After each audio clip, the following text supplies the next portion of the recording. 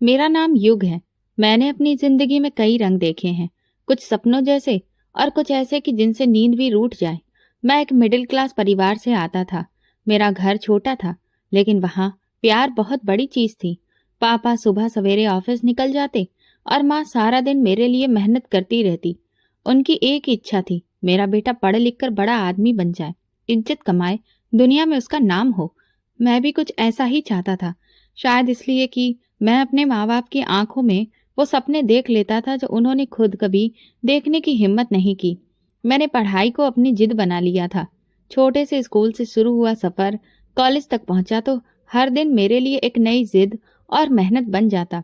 जब मैं यूनिवर्सिटी पहुंचा तो लगा कि अब जिंदगी बदलने वाली है। मैंने खुद से वादा किया था, युग, कुछ भी हो हार नहीं माननी है। लेकिन वक्त हर रोज एक नया थप्पड़ मारता। पढ़ाई का दबाव, महंगाई, फीस भरने की फिक्र, कभी कभी तो लगता कि सब कुछ छोड़ दूं। पापा अक्सर शाम को थके हारे आते और कहते, बेटा पढ़ ले, हमारे पास तो कुछ है नहीं, बस तेरी पढ़ाई ही हमारा सहारा है। मैं चुप रहता, लेकिन अंदर से टूटने लगता। मैं उन्हें कैसे बताता कि अब जिंदगी सिर्फ किताबों में नहीं, हर कदम पर एक नई जंग है। कई बार रात को मैं चुपके से रोता, माँ को खबर भी नहीं होती। मेरी क्लास में अक्सर लड़के लड़कियां महंगे मोबाइल, ब्रांडेड कपड़े और कारों में आते थे। वो सब कुछ मेरे पास नहीं था, लेकिन मेरी किताबों में जो सपने थे उनका कोई मोल भी तो नहीं था।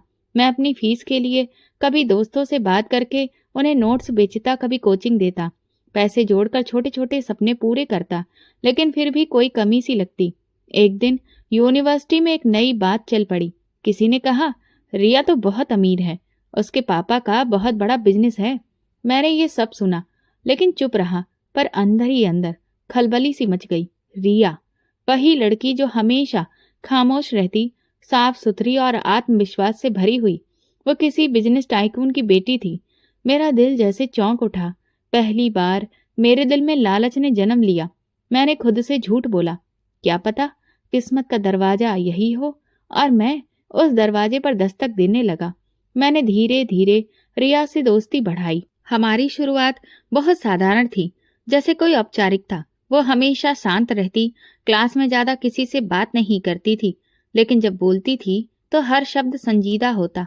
मैं बस एक नजर उसके पर्स और गाड़ी पर डाली थी और मेरे दिल में एक ख्याल पनप चुका था।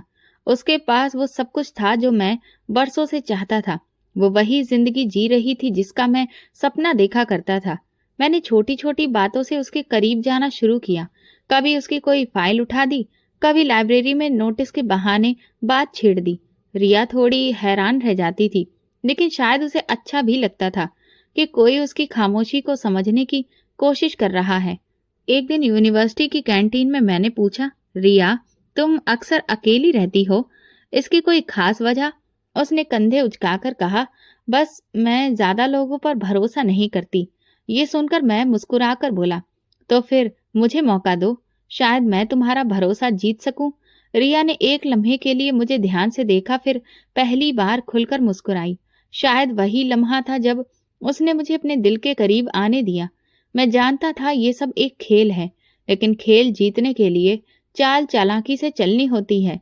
अब हम अक्सर साथ दिखने लगे, कैंटीन में चाय पीते, लाइब्रेरी में ग्रुप स्टडी करते और कभी कभार क्लास के बाद लंबी चहलकदमी। इस दौरान रिया ने खुद ही बताया, मेरे पापा का कपड़ों का बहुत बड़ा बिजनेस है, वो ज्यादातर वक्त दुबई में रहते हैं, मैं उनकी इकलौती वारिस हूँ। मैंने सादगी से सिर हिलाया, जैसे मुझे कोई दिलचस्पी ही ना हो, लेकिन अंदर से निश्चिंत था कि मैं बिल्कुल सही रास्ते पर हूँ। वक्त बीतता गया और रिया ने मुझ पर भरोसा करना शुरू कर दिया। एक दिन मैंने उसे यूनिवर्सिटी के गेट पर एक महंगी गाड़ी से उतरते देखा। ड्राइवर उसके लिए दरवाजा खोल रहा था। वो सफेद सलवार सूट में सजे आराम से उतरी, मेरे पास से गुजरी तो बोली, चलो आज बाहर खाना खाते हैं, तुम्हारी पसंद की जगह। मैंने हैरानी जताई, इतना खर्च क्यों करना? उसने मुस्कुराकर कहा, खर्च तब होता है जब दिल ना चाहे। हम रेस्टोरेंट के उसी हिस्से में बैठे जहां अमीर लोग बैठा करते हैं। मैंने सोचा, युग, अब तुम बहुत करीब आ चुके हो, बस एक कदम और। मैंने अपनी पर्सनैलिटी को ठीक वैसा बना लिया जैसा वो चाहती थी, समझदार, सुलझा हुआ और सबसे बड़ा वफादार। और वो वाकई मेरी बातों में आ चुकी थी। एक दिन उसने कहा, युग, अगर मैं अपने दिल की बात बताऊं तो तुम मुझसे दूर तो नहीं हो जाओगे? मैंने उसकी आंखों में देखकर कहा, कभी नहीं। रिया बोली, मुझे तुमसे मोहब्बत हो गई है। मैंने उसका हाथ थाम कर कहा, रिया, मैं भी तुम्हें खोना नहीं चाहता। लेकिन अगला मोड़ ऐसा था जिसकी मुझे उम्मीद नहीं थी। रिया ने अपने पापा से हमारे रिश्ते की बात कर दी। उसने बताया कि उसके पापा बहुत सख्त हैं, लेकिन वो किसी के सामने झुकने वालों में से नहीं है। उसने मेरे लिए हर हद पार कर दी। कई दिन घर में झगड़ा हुआ, यहाँ तक कि उसके पापा ने कहा, वो एक मामूली खानदान का लड़का है, तुम होश में तो हो? रिया ने जवाब दिया, अगर वो मामूली है तो मैं भी एक आम लड़की हूँ। मुझे युग से शादी करनी है। आखिरकार दबाव और बेटी की जिद के सामने उसका बाप झुक गया। हमारी शादी सादगी से हुई, लेकिन इसके बाद की जिंदगी बिल्कुल भी साधारण नहीं थी। बड़े से बंगले में दाखिल होते ही मुझे ये महसूस हुआ कि मैं वाकई में अब कुछ बन गया हूँ। हर तरफ नौकर, गाड़ियां, महंगे सूट और एक ऐसा रुतबा जो कभी सपने में भी नहीं देखा था। रिया हर वक्त मेरे साथ खड़ी होती, हर काम में मेरी सलाह ली जाती, हर फैसले में मेरी मौजूदगी जरूरी समझी जाती। शुरुआत के दिन बहुत खुशहाल बीते। मुझे बिजनेस की मीटिंग्स में ले जाया गया, फैक्ट्री के दौरे करवाए गए, जरूरी क्लाइंट से मेरी पहचान करवाई गई। रिया के पापा कभी गंभीर नजरों से मुझे देखते तो कभी खामोशी से सिर हिला देते। मैं उनकी नजरों में वो मुकाम पाना चाहता था जो वो रिया के लिए रखते थे, लेकिन शायद वो जानते थे कि मैं वो नहीं जो दिखता हूँ। एक शाम अचानक रिया के पापा की तबीयत बहुत ज्यादा बिगड़ गई। उन्हें हार्ट अटैक आया। अस्पताल ले जाया गया, लेकिन वो बच न सके। सब कुछ जैसे पलक झपकते ही बदल गया। बंगले में खामोशी छा गई और रिया का चेहरा सफेद पड़ गया। मैं उलझ गया। मुझे दुख तो हुआ, लेकिन इस दुख के साथ एक अजीब सा एहसास भी था। अब ये सब कुछ मेरा है। कुछ ही दिन बाद वकील ने बताया कि रिया के पापा ने अपनी सारी जायदाद, फैक्ट्रियां, बैंक अकाउंट्स और पूरा बिजनेस रिया के नाम पर कर दिया है, और रिया ने सब कुछ मेरे नाम कर दिया। अब आप ही सब कुछ संभालेंगे सर? वकील ने फाइल बंद करते हुए कहा। मैंने खामोशी से सिर हिलाया, लेकिन दिल के अंदर खुशी की लहर दौड़ गई। अब मैं वो युग नहीं रहा जो फीस भरने के लिए नोट्स बेचता था। अब मैं एक बिजनेसमैन था, कामयाब, अमीर और रुतबेदार। मैंने रिया का शुक्रिया अदा किया, उसके सिर पर हाथ रखा। वो बोली, मुझे खुशी है कि अब तुम पापा के बिजनेस को संभालोगे। अब तुम ही मेरे सब कुछ हो। रिया ने मेरा साथ दिया, लेकिन मैं अब धीरे धीरे उससे दूर होने लगा। मैं रोज फैक्ट्री जाता, वापसी पर देर से घर आता, कभी बिजनेस पार्टनर की मीटिंग्स तो कभी किसी 5 स्टार होटल में डिनर। रिया कोई सवाल नहीं करती थी, शायद इसलिए कि उसने मुझे पूरी तरह से भरोसा दे दिया था। मेरे मम्मी पापा शहर के सबसे मशहूर और महंगे हॉस्पिटल में अपना इलाज करवा रहे थे। मैं उनसे अक्सर मिलने जाया करता था, लेकिन शायद अब उनकी उम्र पूरी हो रही थी। पहले माँ और फिर पापा दोनों ही भगवान को प्यारे हो गए, लेकिन उनकी आंखों में वो तसल्ली थी कि उनका बेटा अपनी जिंदगी में वो सब कुछ हासिल कर चुका है जिसके सपने उन्होंने देखे थे। उनके जाने के बाद जिंदगी कुछ दिन उदास रही, लेकिन फिर धीरे धीरे अपनी डगर पर लौट आई। एक रात मैं एक मशहूर बिजनेसमैन की पार्टी में गया। वहां का माहौल बिल्कुल अलग था। गाना बजाना, शराब, डांस और खूबसूरत चेहरों से वो माहौल भरा पड़ा था। एक आदमी मेरे पास आकर बोला, युग साहब, अब आप हमारे क्लब के मेंबर हैं, क्या कुछ खास पेश करूं आपके लिए? मैंने नजरें फेरते हुए पूछा, क्या है? वो बोला, बस आइए और खुद देख लीजिए। वो मुझे एक आलीशान कमरे में लेकर गया, जहां म्यूजिक थोड़ा धीमा था, लेकिन चेहरों पर रोशनी भरपूर पड़ रही थी। वहां एक मेज पर कुछ लड़कियां बैठी थीं। वे खूब हंस रही थीं और उनके जाम से जाम टकरा रहे थे। मेरे लिए खास मेज रखी गई थी। मैं उनके पास ही बैठ गया। पहली बार मेरे हाथ में जाम आया, जिसे अब तक मैंने सिर्फ दूसरों के हाथों में देखा था। एक लड़की मेरे करीब आकर बोली, युग साहब, आप हमारे नए मेहमान हैं। मैं हंसते हुए बोला, शायद अब मैं रोज रोज का मेहमान बन जाऊं। वो हंसने लगी और फिर वो रात मेरे लिए एक नया ही दरवाजा खोल गई। अगले दिन मैं फैक्ट्री में लेट पहुंचा। रिया ने पूछा, रात को कहाँ थे? फोन क्यों बंद था? मैंने फोन उठाकर दिखाया। बैटरी खत्म हो गई थी। क्लाइंट के साथ देर तक मीटिंग थी। उसने भरोसा कर लिया। वह हमेशा ही भरोसा कर लेती थी। कुछ दिन बाद मेरी पहचान गौहर जान से हुई। वो एक रुतबे वाली औरत थी, बिजनेस कम्युनिटी में बहुत फेमस, लेकिन उसकी महफिलें अंदरूनी महखानों में ज्यादा मशहूर थीं। एक दिन पार्टी में उसने मेरा हाथ पकड़कर कहा, युग, तुम जैसे नौजवान को कुछ खास दिखाने का दिल है। गौहर जान ने मेरे लिए वो दरवाजा खोला जिसके पीछे वो सब कुछ था जो मैंने अब तक सिर्फ फिल्मों या कहानियों में सुना था। पहली बार जब मैं उसके साथ उसकी महफिल में गया तो हैरत से ज्यादा ताज्जुब हुआ। वो जगह एक आम इमारत के पिछले हिस्से में थी, लेकिन अंदर जाते ही माहौल बदल जाता। हल्की रोशनी, धीमे संगीत की आवाज और अलग अलग खुशबुओं की महक। युग साहब, यहाँ हर चीज खास है, बस चुनने की देर है, गौहर ने मुस्कुराकर कहा। मैं खामोशी से कमरे के अंदर देखता रहा। सामने सोफे पर कई लड़कियां बैठी थीं। हर एक का अंदाज, लिबास और बातचीत अलग थी। उनमें से एक ने मेरी तरफ देखकर धीरे से आंख मारी। मैं नजर चुरा गया, लेकिन गौहर ने मेरी पीठ पर हाथ रखकर कहा, आज तुम नए हो, कल ये सब तुम्हें चाहने वाली होंगी। पहली रात एक गुमराह रास्ते ने मुझे पकड़ लिया था। दौलत की वजह से मैं वहां खास मेहमान था। मेरे लिए हर हद पार की जा सकती थी। गौहर जान ने एक लड़की को इशारा किया, चांदनी, साहब को कंपनी दो। चांदनी हंसते हुई मेरे पास आकर बैठ गई।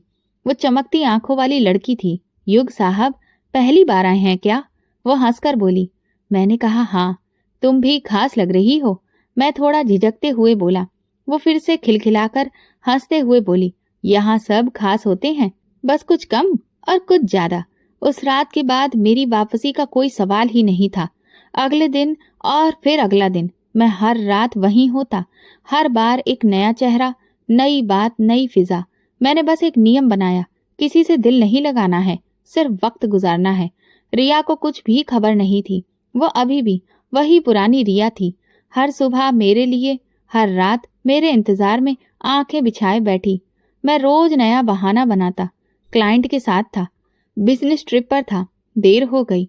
अक्सर वो कहती, युग, तुम बहुत बदल गए हो। पहले तुम छोटी छोटी बातें भी बताते थे, अब तो मुझसे दूर हो गए हो। जिंदगी बदल गई है रिया, सब कुछ बदल गया है। मैं जानता था कि मैं जो कुछ भी कर रहा हूँ वो गलत है, लेकिन उस पल में मेरे लिए कोई भी चीज गलत या सही नहीं रही थी, बस मेरी इच्छाएं थी। गौहर जान अब मेरे रूटीन का हिस्सा बन चुकी थी। अक्सर वो खुद कॉल करती, युग, आज एक खास मेहमान आ रहा है, तुम जरूर आना।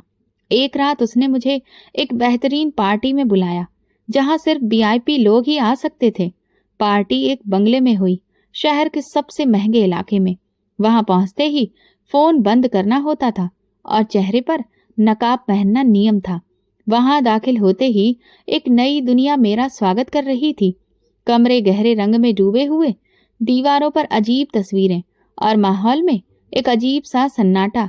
गौहर मेरे कान में बोली, ये वो जगह है जहां तुम अपनी हर ख्वाहिश पूरी कर सकते हो, बिना किसी सवाल के। मैंने वहां कई ऐसे चेहरे देखे जो आम जिंदगी में बहुत रुतबे वाले और साफ सुथरे किरदारों में जाने जाते थे, लेकिन वहां सब बराबर थे, सब बेनकाब। मैं खुद को रोक नहीं पा रहा था। कभी कभी मैं खुद हैरान होता, क्या मैं वही युग हूँ जो अपने माँ बाप की जिंदगी बेहतर बनाने के लिए लड़ाई लड़ रहा था? लेकिन फिर मैं खुद को याद दिलाता, ये सब मैंने खुद के लिए हासिल किया है, ये सब मेरा है। एक दिन जब मैं फैक्ट्री के ऑफिस में बैठा था तो अकाउंटेंट आया और बोला, सर, पिछले 3 महीने में आपके पर्सनल अकाउंट से 4 करोड़ रुपए निकल चुके हैं, सब कैश विड्रॉल है। मैंने फाइल ली, दस्तखत किए और कहा, और अगर जरूरत पड़े तो बता देना, फिक्र मत करो। अब मैं सिर्फ खर्च कर रहा था, वक्त, पैसा और खुद को। मेरी रातें गौहर के अड्डे पर गुजरती और दिन बिजनेस की मीटिंग्स में। कोई मुझे कुछ भी नहीं कहता था, क्योंकि मैं मालिक था और मालिक से सवाल नहीं किए जाते। उस रात गौहर ने खुद कॉल की, युग, आज कुछ खास है तुम्हारे लिए, एक नई चीज है जैसी तुमने मांगी थी। मैंने तुरंत गाड़ी की चाबी उठाई और बिना कुछ पूछे निकल पड़ा। अब ये मेरा रूटीन बन चुका था, एक फोन कॉल, एक वादा, एक चेहरा और एक रात। गौहर ने मुझे वक्त और जगह मैसेज पर भेज दी। जगह शहर से बाहर एक सुनसान चौराहा था, जहां अक्सर गाड़ियों में वे लड़कियां बिठाई जाती थीं जिन्हें किसी के लिए इनाम समझा जाता था। गाड़ी की हेडलाइट्स उस सन्नाटे को चीरती हुई आगे बढ़ रही थी। एक जगह रोशनी में धुंधली सी परछाई नजर आई। मैंने ब्रेक मारा। गाड़ी रुकी तो देखा कि वो एक दुबली पतली छोटे कद की लड़की थी, बहुत ही साधारण कपड़ों में, सिर पर सफेद रंग का दुपट्टा और नजरें झुकी हुई। मैंने दरवाजा खोला। बैठो। वो धीरे से मेरे बराबर वाली सीट पर बैठ गई। गाड़ी में खामोशी थी। मैंने उसे एक नजर देखा। उसकी उम्र मुश्किल से 14 साल रही होगी। चेहरा मासूम, इतनी खामोश जैसे जुबान ही उससे रूठ गई हो। हाथ उसकी गोद में जुड़े थे, जैसे खुद से लिपट आई हो। ये पहला पल था जब मेरे अंदर कुछ हल्का सा टूट गया। न जाने क्यों उसकी मौजूदगी मुझे वो सुकून नहीं दे रही थी जिसकी मैं आदत बन चुका था। मैंने अपने नजरें सड़क पर रखी और धीरे धीरे गाड़ी आगे बढ़ने लगी। गाड़ी सड़क पर खामोशी से चल रही थी, लेकिन मेरे अंदर जैसे एक जंग छिड़ चुकी थी। वो लड़की पास में बैठी थी, उसकी नजरें अभी भी झुकी थीं। दुपट्टे से उसका चेहरा पूरा नहीं छुपा था, लेकिन जितना नजर आ रहा था वही काफी था मेरे अंदर कुछ बदलने के लिए। ऐसा लग रहा था जैसे कोई आईना मेरे सामने रख दिया गया हो, जिसमें मैं अपनी ही नहीं किसी और की बर्बादी देख रहा था, और मैं ही उसका हिस्सा था।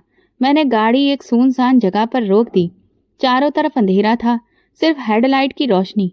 मैंने उसकी तरफ देखा। वो कांप रही थी। तुम्हें डर लग रहा है? मैंने धीरे से पूछा।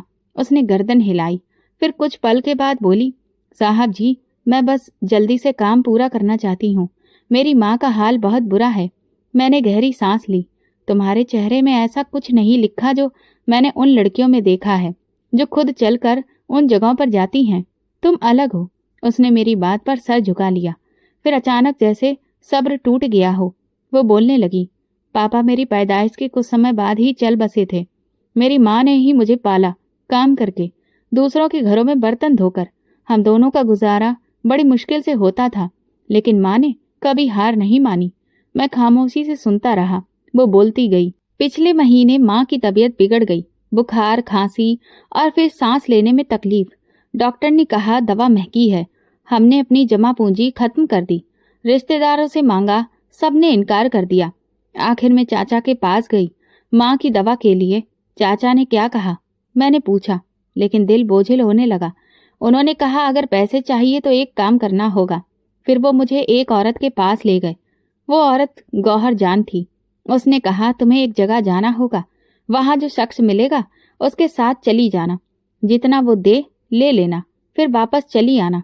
तुमने कुछ भी नहीं कहा। मैंने कुछ सोचने की मोहलत भी नहीं ली। माँ की सांसें कमजोर पड़ रही थी। मेरी आंखों के सामने वो तड़प रही थी। मेरे पास अब कोई रास्ता नहीं बचा था। मैंने अपनी आंखें बंद कर लीं। दिमाग में जैसे शोर था। हर वो रात, हर वो लम्हा जब मैं गौहर जान के अड्डे पर जाता था, सब एक साथ याद आ गया। लेकिन आज पहली बार उन रातों का मतलब बदल रहा था। तुम जानती हो, तुम्हारे चाचा ने तुम्हें बेचा है? मैंने सख्ती से कहा। वो धीरे से बोली, हाँ पता है। उन्होंने गौहर जान से पैसे लिए होंगे, लेकिन मुझे इससे फर्क नहीं पड़ता। मुझे सिर्फ अपनी माँ की जिंदगी चाहिए। मैंने जेब से 40,000 रुपए निकाले और उसकी तरफ बढ़ाए। ये पैसे लो और वापस जाओ, अपनी माँ का इलाज करवाओ। उसकी आंखें फटी की फटी रह गईं। आप कुछ नहीं करेंगे? नहीं, और तुम भी कभी दोबारा ऐसी जगह जाने के बारे में सोचना भी मत। तुम अभी बच्ची हो, तुम्हारे सपने खत्म नहीं हुए, बस तुम्हें लड़ना पड़ेगा। वो रो पड़ी, इस बार जोर से। मैंने उसके आंसू साफ नहीं किए, न तसल्ली दी, बस दरवाजा खोला और कहा, चलो मैं तुम्हें घर छोड़ देता हूँ। वो धीरे से उतरी और फिर पिछली सीट पर जाकर बैठ गई। रास्ते भर खामोशी रही। जब उसका मोहल्ला आया तो मैंने गाड़ी रोक दी। यहीं रहती हो? जी। गली के आखिर में। जाओ और वादा करो कि कभी भी दोबारा ये फैसला नहीं करोगी। उसने हिचकियों के बीच में सर हिलाया। वादा। वो उठकर चलने लगी। मैंने बैक व्यू मिरर से देखा। वो बार बार पीछे मुड़कर देख रही थी, जैसे कि उसे यकीन नहीं हो रहा हो कि कोई सिर्फ मदद के लिए आया था, बिना कुछ लिए। मैंने गाड़ी स्टार्ट की और धीरे से आगे बढ़ा दी। उस रात मैं घर देर से नहीं पहुंचा। रिया जाग रही थी। दरवाजा खोलते ही बोली, आज जल्दी आ गए। मैंने बस सर हिलाया। हाँ, बस थक गया था। वो मुझे देखती रही। शायद उसे महसूस हुआ कि कुछ बदल गया है।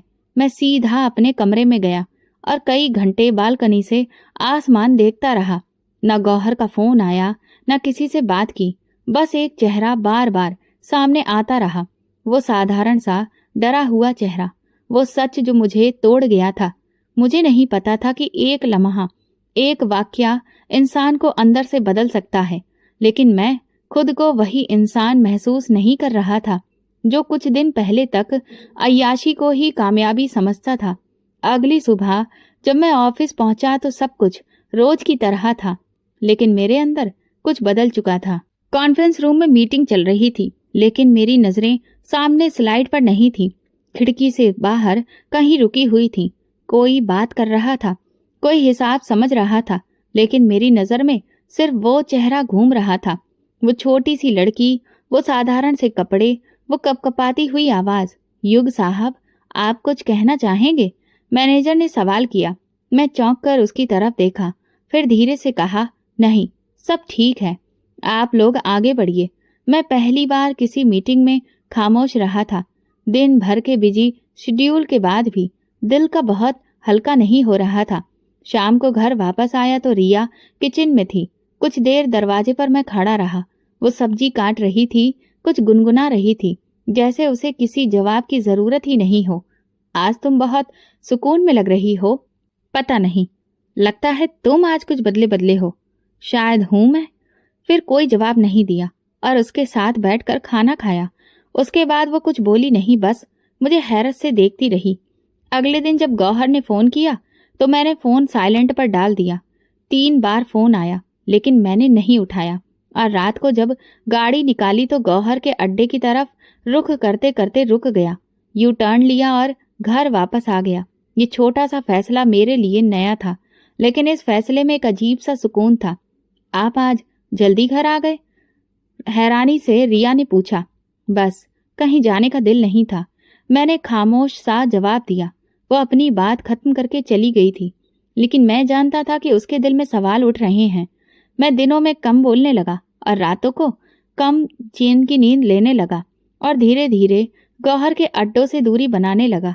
एक बार वो खुद मेरे दफ्तर में आ गई, कहने लगी, युग, क्या हुआ है तुम्हें? तुम वो नहीं रहे जो पहले थे। हाँ, और अब मैं वो रहना भी नहीं चाहता। मैंने बहुत खुश होकर कहा, तुम इतनी आसानी से निकल नहीं सकते, जानते हो। मैं चाहूं तो सब कुछ छोड़ सकता हूं, और वही करने का अब वक्त है। उसके चेहरे पर पहली बार संजीदगी आई, लेकिन उसने कुछ नहीं कहा और उठकर चली गई। लेकिन उसकी आंखों में एक अनजान धमकी थी। मेरे दिल में उसके लिए एक नफरत सी जन्म लेने लगी थी। अब वहां जाने का ख्याल भी मुझे बोझ लगता था, जैसे कि मैं किसी गटर में दोबारा कदम रखने की हिम्मत ना कर पा रहा हूं। रिया ने मेरी बदलती हालत पर सवाल नहीं किया, लेकिन उसने मेरा हर अंदाज पढ़ना शुरू कर दिया था। एक दिन बोली, युग, कुछ है जो तुम कहना चाहते हो? नहीं, बस थोड़ा सा उलझा हुआ हूं मैं तुम्हें सुन सकती हूँ, जैसे तुमने पहले सुनाया था। मैं चुप रहा, लेकिन मुझे यह खामोशी पहली बार काटने लगी। अब मैं अक्सर उसके साथ बैठता, खाना खाता, पुराने एल्बम्स निकालता या रात को लॉन में चहलकदमी करता। वो हैरत में डूबी रहती। कभी कभार पूछती, क्या सब ठीक है? नहीं, लेकिन अब ठीक करने की कोशिश कर रहा हूँ। धीरे धीरे कई साल बीत गए और यही सब चल रहा था। लेकिन एक और चीज अजीब सी थी जो मेरे साथ हो रही थी, जिसे मैं नजरअंदाज कर रहा था। थकान। वो अब ज्यादा हो चुकी थी। खांसी, कभी बुखार, कभी शरीर में बेवजह दर्द। पहले सोचा कि मौसम की मार है, फिर सोचा काम की थकान है, लेकिन जब ये लगातार होने लगा तो रिया ने कहा, चलो डॉक्टर के पास, बहुत काम है। फिर कभी, योग, सेहत पहले है। रिया, मैं ठीक हूँ, लेकिन मैं जानता था कि मैं ठीक नहीं था। एक दिन ऑफिस में चक्कर आ गया, सामने सब कुछ धुंधला हो गया। कुर्सी पर गिरने से पहले एक आवाज सुनी, सर, सर। होश आया तो अस्पताल में था। होश आया तो रिया मेरे पास बैठी थी और डॉक्टर रिपोर्ट देख रहा था। आपकी तबीयत कब से खराब है? डॉक्टर ने सवाल किया। कुछ दिनों से, मामूली सी बात है। मामूली बात होती तो बेहोश नहीं होते आप। हमें और ज्यादा टेस्ट करने होंगे। रिया ने मेरा हाथ पकड़ा। अब कुछ मत छुपाना युग। मैंने नजरें चुरा ली। दिल में डर था जो पहले कभी नहीं था। अगले दिन कुछ और ब्लड टेस्ट हुए। डॉक्टर ने कहा हम कुछ इन्फेक्शंस चेक करेंगे, कुछ रिपोर्ट्स कल तक आ जाएंगी। उस रात अस्पताल के बिस्तर पर लेटे हुए मैं सिर्फ छत देखता रहा। बाहर बारिश हो रही थी और मेरे अंदर कुछ टूटने के करीब था। वो सब रातें, वो सब गलतियां, सब याद आ रही थी। रिया मेरी तरफ देख रही थी। उसकी आंखों में खामोश सवाल था जिसका जवाब मेरे पास नहीं था। लेकिन एक बात साफ हो गई थी, मैं चाहे जितना भी बदल जाऊं, अतीत अपनी कीमत जरूर लेता है। और शायद वो वक्त आ चुका था। अस्पताल का कमरा शांत था, लेकिन कमरे के अंदर एक ऐसा शोर था जो सिर्फ मुझे सुनाई दे रहा था। दीवार पर चलती घड़ी की सुइयां जैसे मेरी जिंदगी गिन रही थी। डॉक्टर अंदर आया। हाथ में एक फाइल थी, चेहरे पर हल्की सी संजीदगी। युग सर, आपकी रिपोर्ट आ चुकी है। उसकी आवाज में वो नमी थी जो अक्सर बुरी खबर से पहले सुनाई देती है। मैं सीधे होकर बैठने की कोशिश करने लगा, लेकिन शरीर में जैसे जान ही नहीं रही थी। क्या दिक्कत है? मैंने मामूली लहजे में पूछा। डॉक्टर ने कुर्सी खींचकर मेरे पास बैठते हुए कहा, हमें अफसोस है, लेकिन आप HIV पॉजिटिव हैं और ये बीमारी अब अपने आखिरी स्टेज पर पहुंच चुकी है। शब्दों का बोझ मेरे सीने पर ऐसे गिरा जैसे कोई पहाड़ आकर बैठ गया हो। मैंने पलक के झटके में जैसे सुना ही नहीं। क्या आपको यकीन है? मेरी आवाज खुद मेरे कानों में अजनबी लग रही थी। हमने सारे टेस्ट कंफर्म किए हैं। आपके शरीर की रोग प्रतिरोधक क्षमता खत्म हो चुकी है। इसकी इम्यूनिटी इतनी कम हो गई है कि किसी भी इन्फेक्शन से खतरा बहुत बढ़ सकता है। मैं खामोश हो गया। आंखें छत की तरफ उठी, जहां बस एक सफेद खालीपन था। मन में एक एक करके चेहरे आने लगे। कभी रिया का, मेरे माँ बाप का, वो मासूम बच्ची और गौहर, और फिर उसके बाद वो दर्जनों चेहरे जो अब धुंधले पड़ चुके थे। कितना वक्त है मेरे पास? डॉक्टर ने फाइल बंद करते हुए कहा। ये बताना मुश्किल है। हो सकता है कुछ हफ्ते, हो सकता है 1 महीना, लेकिन ठीक होने की उम्मीद कम है। मैंने सिर्फ सर हिलाया। डॉक्टर चला गया और मैं बिस्तर पर लेट गया। सांस लेते हुए महसूस हो रहा था कि जैसे हवा भी अब अपना बोझ दिखा रही हो। अगली सुबह रिया को 4 धाम की यात्रा पर जाना था। मैंने उसे कुछ भी नहीं बताया। उसने अपना बैग पैक किया और मेरे पास आकर बोली, युग, प्रार्थना करना। मैंने जवाब दिया, तुम बस अपना ख्याल रखना। उसने मेरे माथे पर हाथ फेरा और फिर चली गई। उसके जाने के बाद जैसे कमरे में अंधेरा फैल गया। मैं उसी बिस्तर पर लेटा रहा, कभी आंखें बंद करता, कभी खोलता, कभी सोचता। कुछ देर बाद अस्पताल के पर्दे हटे। एक नर्स आई, अंदर दाखिल हुई। उसने मुझे देखा और हल्की सी मुस्कुराहट फैलाई। मैंने नजरें मोड़ ली। अब किसी से बात करने का दिल नहीं था। वो ब्लड प्रेशर चेक करती रही, कुछ लिखती रही और फिर खामोशी से बाहर चली गई। दिन गुजरते गए, लेकिन मेरे लिए वक्त अब एक बेईमानी सी गिनती बन चुका था। खाना खाता लेकिन छोड़ देता था। दवाइयां रखी जाती, मैं हाथ भी नहीं लगाता। एक दिन मैंने अपना मोबाइल खोला। गौहर का पुराना मैसेज अभी भी बिना पढ़े पड़ा था। लौट आओ युग, तुम्हारे लिए सब वैसा ही है। मैंने मैसेज डिलीट कर दिया और मोबाइल ऑफ कर दिया। एक दिन शाम को मैंने अपनी पुरानी डायरी निकाली। उसके पहले पन्ने पर लिखा था, मेरी कामयाबी मेरे माँ बाप की खुशी होगी। मैं हंस पड़ा, एक थकी हुई टूटी हुई हंसी। अस्पताल के बिस्तर पर लेटे हुए कई दिन गुजर चुके थे। रिया अभी तक वापस नहीं आई थी और मैं वक्त के साथ साथ कमजोर होता जा रहा था। हर दिन एक जैसा था। वही सफेद छत, वही दवा की गंध और वही खामोशी जिसमें मौत की आहट सुनाई देने लगी थी। डॉक्टर दिन में 2 बार आते, रिपोर्ट्स देखते, खामोशी से सिर हिलाते और चले जाते। एक नर्स रूटीन से आती, सुबह भी शाम भी। उसकी मौजूदगी में कोई दिखावा नहीं था। दवा देती, ब्लड प्रेशर चेक करती और कभी कभी पानी का गिलास पकड़ा देती। एक शाम जब मैं बिस्तर पर आंखें बंद किए लेटा था, मुझे किसी के चलने की हल्की सी आवाज सुनाई दी। कदमों की आहट जैसे कमरे की दीवारों से टकराकर मेरे दिल तक आ रही थी। आंखें खोली तो वही नर्स सामने खड़ी थी, लेकिन इस बार चेहरा जाना पहचाना लगा। मैंने ध्यान से देखा, एक पल पहचानने में लगा, फिर दिल जैसे रुक सा गया। तुम? तुम वही हो ना? मेरी आवाज कांप गई। वो धीरे से मुस्कुराई और सिर हिलाया। जी, मैं वही हूँ। मैं सीधा होकर बैठने की कोशिश करने लगा, लेकिन शरीर में जान नहीं थी। आंखों से आंसू बहने लगे। मैंने तुम्हें इस हाल में नहीं देखा था, और मैंने आपको इस हाल में देखने की कभी प्रार्थना नहीं की थी। उसने कुर्सी खींचकर मेरे पास बैठते हुए कहा, तुम यहाँ कैसे? जिस दिन आपने मुझे पैसे देकर वहां से बचाया था, उसी दिन मेरी जिंदगी बदल गई थी। एक एनजीओ वाले हमें वहां से ले गए। उन्होंने मुझे पढ़ाया, अच्छी शिक्षा दी। मैंने नर्सिंग का कोर्स पूरा किया। अब उसी एनजीओ की मदद से इस अस्पताल में काम कर रही हूँ। मेरे दिल की हालत अजीब थी। आंखों के सामने धुंध सी छा रही थी, लेकिन दिल सुकून से भर गया था। और तुम रोज आती हो? हर रोज, सुबह से शाम तक, और हर दिन आपके लिए प्रार्थना करती हूँ। क्यों? मैंने धीरे से पूछा। क्योंकि आपने मेरे लिए वो किया जो कोई अपना भी नहीं करता। एक वक्त था जब मैं टूट चुकी थी, लेकिन आपने मुझे गिरने नहीं दिया। अब भगवान से प्रार्थना है कि वो आपको गिरने ना दे। मेरी सांसें भारी हो रही थी। अब वक्त कम है मेरे पास। कौन कहता है, डॉक्टर या आपका ज़मीर? शायद दोनों, मैंने कहा। वो बोली, मुझे पूरा भरोसा है, भगवान चमत्कार करेगा।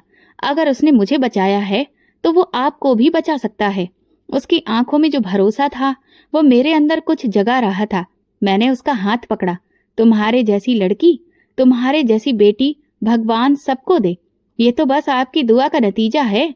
और अब मेरी प्रार्थना है कि आपकी जिंदगी लौट आए। अगले कुछ दिन वो लगातार मेरे साथ रही। मेरी दवाइयों, रिपोर्ट्स, यहाँ तक कि डॉक्टर से मेरी बातचीत भी वही करवाती। कभी जबरदस्ती खाना खिलाती, कभी मुझे अच्छी अच्छी किताबें पढ़कर सुनाती। उसने भगवान की एक छोटी सी मूर्ति मेरे सिरहाने रख दी। एक सुबह जब मैं आंखें खोल रहा था, डॉक्टर कमरे में आए।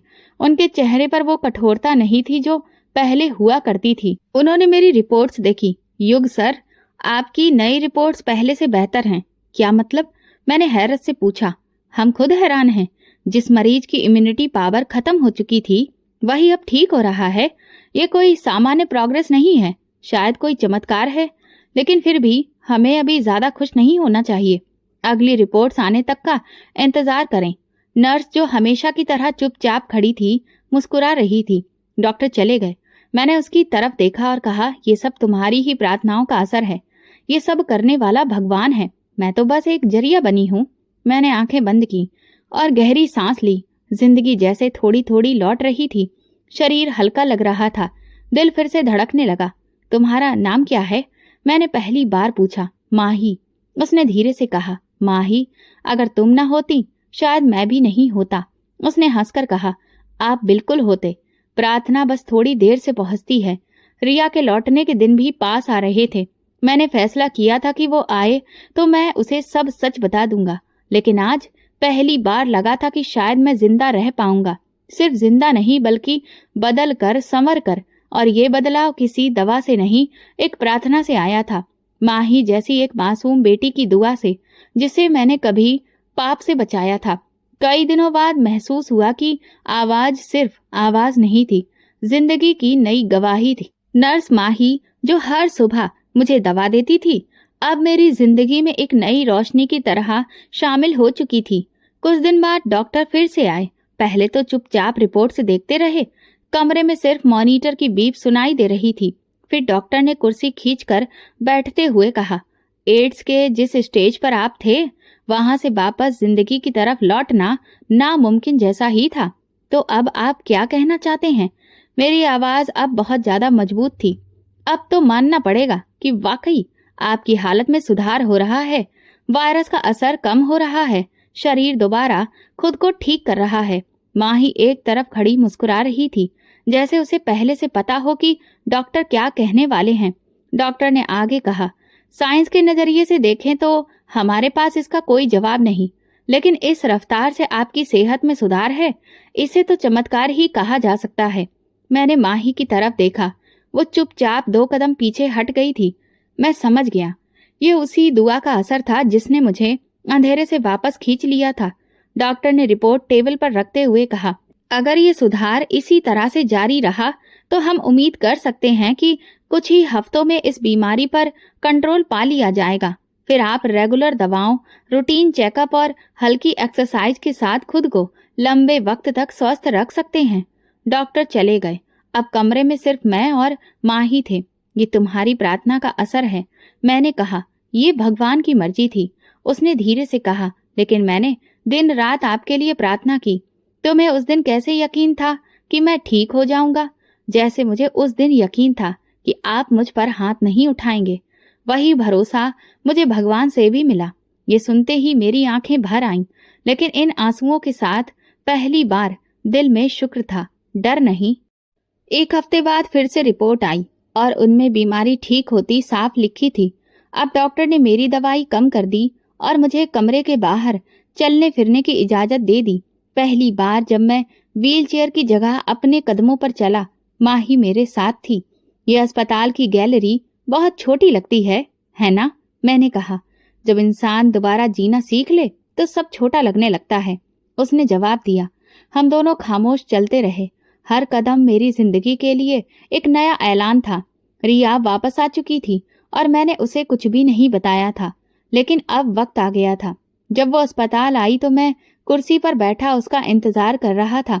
वह आंखों में आंसू लिए बोली, तुम अब पहले से बेहतर लग रहे हो। मैंने कहा, बेहतर इसलिए क्योंकि अब मेरे पास झूठ नहीं है।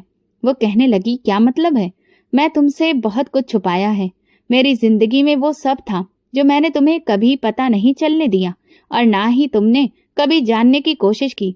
लेकिन अब मैं तुम्हें सच बताना चाहता हूँ, सब कुछ। उसने कुर्सी खींचते हुए मेरे पास बैठते हुए कहा, बताओ।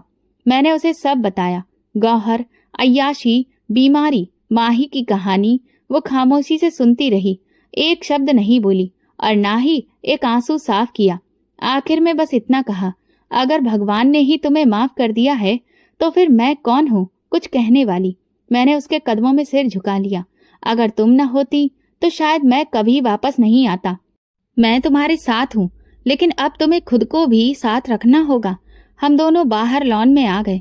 सूरज डूब रहा था और रोशनी की लकीरें हमारी आंखों से टकरा रही थीं। कुछ देर बाद माही आई। रिया ने उसे गले लगाया। मैं तुम्हारी शुक्रगुजार हूँ बेटी, माही ने सिर झुकाकर कहा। ये सब आपके पति की पहली भलाई का सिला था।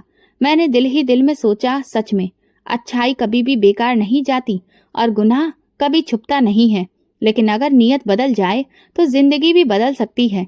मैं अभी भी बीमार था, लेकिन उम्मीद अभी बाकी थी और ये उम्मीद किसी दवा से नहीं, दुआ से आई थी। एक मजबूर बेबस लड़की की दुआ जो अब एक मजबूत लड़की बन चुकी थी।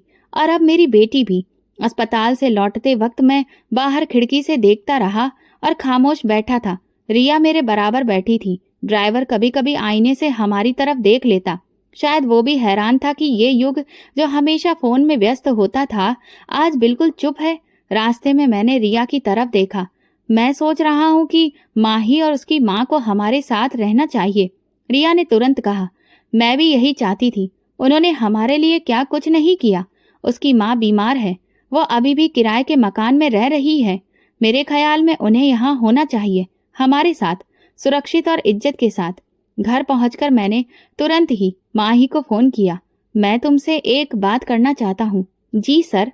नहीं, अब सिर्फ युग कहो और सुनो। अगर बुरा न लगे तो मेरी बात सुनो। मैं चाहता हूँ कि तुम और तुम्हारी माँ हमारे साथ आकर रहो। कुछ पल वो खामोश रही। ये कैसे हो सकता है? जैसे तुमने मुझे जिंदगी दी है वैसे ही मैं तुम्हें एक सुरक्षित जिंदगी देना चाहता हूँ, तुम्हें और तुम्हारी माँ को। अगले दिन वो अपनी माँ के साथ हमारे बंगले पर आई। दरवाजा खुद रिया ने खोला। माही की माँ एक साधारण सी औरत थी, लेकिन आंखों में शुक्रगुजारी थी। रिया ने दोनों को अंदर बुलाया और कहा, ये अब आपका भी घर है। मैंने माही को बैठने का इशारा किया। मैं तुम्हें बेटी का दर्जा देना चाहता हूँ। मेरी अपनी कोई औलाद नहीं, लेकिन अगर होती तो मैं चाहता कि वो तुम जैसी हो। माही की माँ की आंखों में आंसू आ गए। हम आपका ये एहसान कभी नहीं भूलेंगे। ये एहसान नहीं, ये तो वो कर्ज है जो मैं उतार रहा हूँ। रिया ने घर का एक हिस्सा उनके लिए तय कर दिया। कुछ दिनों में वो हिस्सा जिंदगी से भर गया। माही मेरे साथ बिजनेस के छोटे मोटे कामों में भी थी। बहुत तेजी से सीखती और हर चीज की जिम्मेदारी से संभालती। तुमने कभी सोचा था कि तुम एक दिन यहाँ पहुंचोगी? नहीं, लेकिन आपने मुझ पर जो भरोसा किया उसने मुझे खुद पर भरोसा करना सिखाया है। वो अक्सर मुस्कुराती नजर आती। रिया माही को मार्केट लेकर जाती, किचन में उससे सलाह लेती। वो दोनों एक दूसरे के बिना अधूरी लगती। मैं उन दोनों को देखकर सोचता, शायद भगवान ने मेरे खाली दिल को इन दो रिश्तों से भर दिया था। मैंने फैक्ट्री में एक नया डिपार्टमेंट खोला, वुमेन एम्पावरमेंट यूनिट। उसमें वो लड़कियां काम करती थी जिन्हें जिंदगी ने तोड़ दिया था। वहां उनकी देखभाल होती, हुनर सिखाया जाता और इज्जत से जीने का तरीका दिया जाता। माही ने वहां पर बात की और कोऑर्डिनेटर का काम करना शुरू किया। पहली मीटिंग में वो लड़कियों के सामने बोली, मैं भी कभी ऐसे ही हालात में थी, लेकिन किसी ने मुझे गिरने से बचाया। अब मेरी बारी है। उस दिन के बाद हर लड़की की आंखों में एक नया लक्ष्य नजर आने लगा। रिया एक दिन मेरे पास आई और सामने बैठकर बोली, मैं आज खुद को बहुत बेहतर महसूस कर रही हूँ। तुमने जो कुछ भी किया वो इतनी जिंदगियों की बुनियाद है। कभी भलाई करने का मौका बहुत देर से आता है, लेकिन जब आता है तो सब बदल जाता है। अब तुम बदल चुके हो युग। मैंने उसका हाथ पकड़ा। हाँ, इस बदलाव की वजह तुम हो और वो बच्ची जिसकी प्रार्थना ने मुझे वापस लाया। अब मैं रोज सुबह जल्दी उठता, पूजा करता, घर के लॉन के पौधों को नई जिंदगी देता। हर महीने की पहली तारीख को मैं खुद लड़कियों से मिलता, उनकी कहानी सुनता और बताता, ये दुनिया तुम्हें ठुकरा सकती है, लेकिन तुम खुद को मत ठुकराना। माँ ही अक्सर कहती, कभी कभी एक वक्त का फैसला पूरी जिंदगी बदल देता है। मैं उसकी तरफ मुस्कुरा देता, और कभी किसी का एक आंसू पूरी आत्मा को धो देता है। ये मेरा नया सफर था, सच के साथ, मोहब्बत के साथ और उन रिश्तों के साथ जो किसी खून से नहीं, किसी नियत से बनते हैं। सुबह का वक्त था। मैं फाउंडेशन के ऑफिस में बैठा अपनी कुर्सी पर झूला झूल रहा था। मेज पर फाइलों का ढेर था, लेकिन नजर खिड़की से बाहर लॉन में खेलती बच्चियों पर थी, जो अब इस एनजीओ का हिस्सा थी। उनमें कई चेहरे ऐसे थे जो कुछ महीने पहले सड़कों पर ठोकरें खा रही थी। अब उनकी आंखों में डर नहीं, सपने थे। मैंने हाथ बढ़ाकर कॉल बेल बजाई। कुछ पल बाद माही अंदर आई। आज नई अपॉइंटमेंट से 3 बच्चियां दिल्ली से आई हैं। क्या कहानी है उनकी? 2 बहनें हैं अनाथ। तीसरी लड़की को उसके रिश्तेदारों ने घर से निकाल दिया। सबका यहाँ पर एडमिशन करवा दिया है। अच्छा किया। और डॉक्टर नायर से बात हो गई? जी, वो शाम को विजिट पर आएंगे। मैंने फाइल उठाई, दस्तखत किया और उसे पकड़ा दी। उन सब को साफ कपड़े दे देना, खाने का बंदोबस्त भी कर देना और रूटीन चेकअप भी। माही ने सर हिलाया और बाहर निकल गई। ये फाउंडेशन जिसका नाम हमने अमानत रखा था, अब शहर भर में पहचाना जाने लगा था। मीडिया अक्सर रिपोर्ट करता और कभी कभी खास चैनल के लोग इंटरव्यू लेने की बात करते, लेकिन मेरा ये नियम था कि कैमरे से नहीं, किरदार से पहचाना जाए। एक दिन एक टीवी चैनल से कॉल आई, हम चाहते हैं कि आप हमारे प्रोग्राम में आएं, अपनी कहानी सुनाएं। मैंने कहा, मेरी कहानी सुनाने के काबिल नहीं है, लेकिन जो सबक मैंने सीखा वो सुना जाना चाहिए। अगले हफ्ते मैं लाइव बैठा था। मेजबान ने मेरी पहचान बताई और फिर सवाल किया, सर, आपके अंदर ये बदलाव कैसे आया? मैं कुछ लम्हों के लिए खामोश रहा। एक प्रार्थना ने सब बदल दिया, और प्रार्थना भी ऐसी जो मेरे हाथों ही बर्बाद हो सकती थी। लेकिन मैं वक्त पर रुक गया। सर, क्या आप समझते हैं कि अच्छाई की कोई कीमत होती है? अच्छाई की कीमत नहीं, असर होता है। एक दिन मैंने एक अच्छाई की थी और उसी ने मुझे मौत के मुंह से वापस खींच लिया। मैंने कैमरे की तरफ मुंह करके कहा, मैं नौजवानों से कहना चाहता हूँ कि ये जिंदगी बहुत अनमोल है। गलत रास्ते की चमक ज्यादा देर नहीं रहती, लेकिन एक ईमानदारी से भरा कदम, एक साफ नियत और जिंदगी दोनों बदल सकता है। सोचो, तुम्हारी भलाई किसी की दुआ बन सकती है, और वो दुआ तुम्हें नहीं, तुम्हें जिंदगी दे सकती है। प्रोग्राम के बाद बहुत सारे फोन कॉल्स आए, नौजवानों के, बुजुर्गों के, यहाँ तक कि लड़कियों के भी। उन्होंने कहा, हमें बस एक प्लेटफॉर्म चाहिए था, शुक्र है कि आपने बना दिया। माही अब फाउंडेशन का चेहरा बन चुकी थी। वो दूसरों को अच्छी सीख देती, वर्कशॉप करवाती और लड़कियों को हुनर भी सिखाती।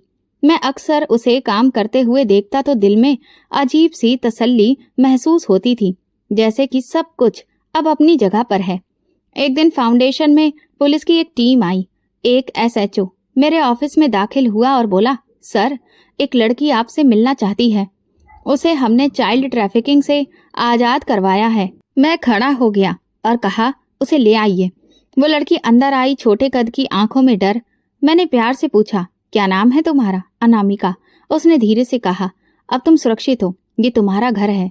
पुलिस चली गई। माही ने अनामिका को रहने की जगह दी, नए कपड़े दिए। माही मेरे पास बैठकर बोली, अब तो यहाँ पर हर दिन एक नई अनामिका आती है। शायद भगवान ने इसी दिन के लिए आपको बचाया था। मैंने इस बात पर सिर हिलाया और कहा, शायद मुझे इसीलिए गुनाह में डुबो कर रखा, ताकि जब मैं लौटूं तो इन सब को संभाल सकूं। मेरी तबीयत अभी भी पूरी तरह ठीक नहीं थी। डॉक्टर कहते थे, आपका शरीर एड्स को रोकने के लिए लगातार लड़ रहा है, लेकिन आपकी हिम्मत हमें हैरान कर रही है।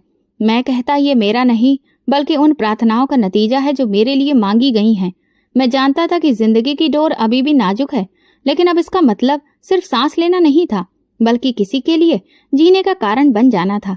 मैंने फाउंडेशन के गेट पर एक तख्ती लगवाई और उस पर लिखवाया, ये जगह उन लोगों के लिए है जिन्हें इस दुनिया ने ठुकराया है, लेकिन भगवान ने अपनाया है। और यही मेरे सफर की असली कीमत थी, भलाई। तो दोस्तों, अगर आपको हमारी कहानी पसंद आई हो तो प्लीज कमेंट करके जरूर बताइएगा। इस वीडियो को लाइक करिए और प्लीज ज्यादा से ज्यादा शेयर करिए। अगर आप मेरे चैनल पर नए हैं तो सब्सक्राइब जरूर करें और नोटिफिकेशन बेल दबाएं, ताकि अगली अपडेट सबसे पहले आपको मिले। धन्यवाद।